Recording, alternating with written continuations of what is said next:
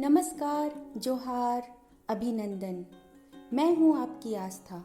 आस्था दिलों में बसने वाली खूबसूरत सा एहसास है और हमारी कोशिश भी यही रहेगी कि इस चर्चा के माध्यम से हम भी आपके जीवन में कुछ ऐसा ही अनोखा एहसास ला पाएं। लोक कहानियों के क्रम में आज मैं आपको आंध्र प्रदेश की एक लोक कथा सुनाती हूँ। यह कथा है कालहस्ती मंदिर की। कहते हैं कि नील और फणेश नाम के दो भील लड़के थे।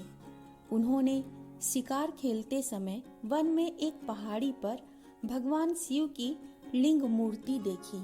नील उस मूर्ति की रक्षा के लिए वहीं रुक गया और फणेश लौट आया। नील ने पूरी रात मूर्ति का पहरा किया ताकि कोई जंगली पशु उसे नष्ट न कर दे। सुबह वह वन चला गया। दोपहर के समय जब वह लौटा तो उसके हाथ में धनुष, दूसरे में भुना हुआ मांस, मस्तक के केसों में कुछ फूल तथा मुंह में जल भरा हुआ था। उसके हाथ खाली नहीं थे, इसलिए उसने मुख के जल से कुल्ला करके भगवान को स्नान कराया। पैर से मूर्ति पर चढ़े पुराने फूल व पत्ते हटाए, बालों में छिपाए फूल मूर्ति पर गिराए तथा भुने हुए मांस का टुकड़ा भोग लगाने के लिए रख दिया। दूसरे दिन नील जब जंगल गया तो वहां कुछ पुजारी आए। उन्होंने मंदिर को मांस के टुकड़ों से दूषित देखा। उन्होंने फिर मंदिर की सफाई भी की तथा वहां से चले गए। इसके बाद यह रोज का क्रम बन गया। नील रोज जंगल से यह सब सामग्री लाकर चढ़ाता और पुजारी उसे साफ कर जाते। एक दिन पुजारी एक स्थान पर छिप गए ताकि वो उस व्यक्ति का पता लगा सकें जो रोज रोज मंदिर को दूषित कर जाता है। उस दिन नील जब जंगल से लौटा तो उसे मूर्ति में भगवान के नेत्र दिखाई दिए। एक नेत्र से खून बह रहा था। नील ने समझा भगवान को किसी ने चोट पहुंचाई है। वह धनुष पर बाण चढ़ाकर उस चोट पहुंचाने वाले व्यक्ति को ढूंढने लगा। जब उसे कोई नहीं मिला तो वह कई प्रकार की जड़ी बूटियां लाकर भगवान के आंख का उपचार करने लगा, परंतु रक्त धारा बंद नहीं हुई। तभी उसे अपने बुजुर्गों की कही एक बात याद आई। मनुष्य के घाव पर मनुष्य का ताजा चमड़ा लगा देने से घाव शीघ्र भर जाता है। नील ने बिना हिचक बाण की नोक घुसाकर अपने एक आंख निकाली तथा उसे भगवान के घायल नेत्र पर रख दिया। मूर्ति के नेत्र से रक्त बहना तत्काल बंद हो गया। छिपे हुए पुजारियों ने जब यह चमत्कार देखा तो वह दंग रह गए। तभी मूर्ति की दूसरी आंख से रक्त धारा बहने लगी। नील ने मूर्ति की उस आंख पर अपने पैर का अंगूठा टिकाया ताकि अंधा होने के बाद वह टटोल कर उस स्थान को ढूंढ सके।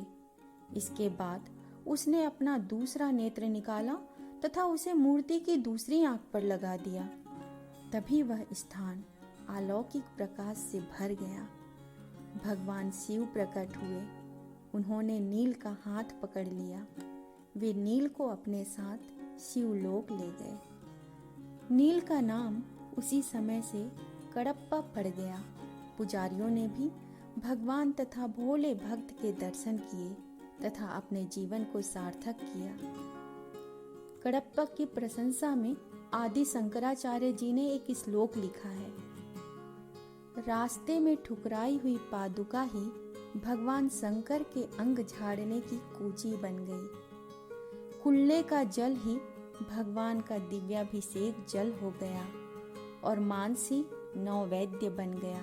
अहो भक्ति, अहो भक्ति, ऐसी भक्ति क्या नहीं कर सकती। इसके प्रभाव से एक जंगली भील भी भक्त श्रेष्ठ बन गया। मंदिर में मुख्य स्थान पर भगवान शिव की लिंग रूपी मूर्ति है। यह वायु तत्व लिंग है, इसलिए पुजारी भी इसका स्पर्श नहीं करते। मूर्ति के पास स्वर्ण पट स्थापित है, उसी पर माला इत्यादि चढ़ाकर पूजा की जाती है। इस मूर्ति में मकड़ी, हाथी, सर्प के दांत के चिन्ह स्पष्ट दिखाई देते हैं। कहा जाता है कि सबसे पहले भगवान शिव की आराधना मकड़ी, हाथी, सर्प ही किया करते थे। उनके नाम पर ही श्री कालहस्तीश्वर नाम पड़ा, जहाँ श्री का अर्थ है मकड़ी, काल का अर्थ है सर्प और हस्ती का अर्थ है हाथी। ऐसी महान भक्ति को हमारा सत सत नमन। आपको यह कहानी कैसी लगी हमें जरूर बताइएगा, और एक बार ही सही लेकिन कालहस्ती मंदिर के दर्शन करने आप आंध्र प्रदेश जरूर आइए।